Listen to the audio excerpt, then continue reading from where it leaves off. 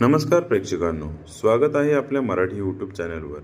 आज आपण पाहणार आहोत, तुमचं हृदय एकदम निरोगी आणि ठणठणीत ठेवायचं असेल तर या गोष्टी लक्षात ठेवा।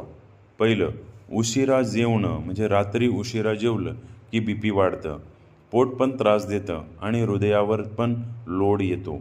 दुसरं, एनर्जी ड्रिंकचा ओव्हरडोस, हे प्यायलं की हार्ट रेट बिघडतो, थोडं चालतं पण जास्त झालं की धोकादायक।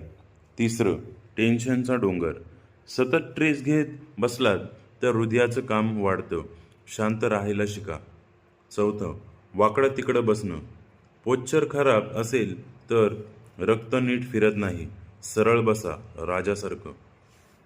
पाचवं, दिवसभर बसून राहणं, हालचाल नाही, रक्त फिरणं स्लो होतं, मग प्रॉब्लेम पण येणारच, थोडा चालत राहा।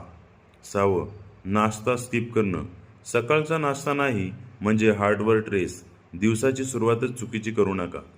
सातवं, पाणी कमी पिणं, पाणी कमी रक्त जाड होतं, मग सर्क्युलेशन गडबडतो, पाणी भरपूर प्या।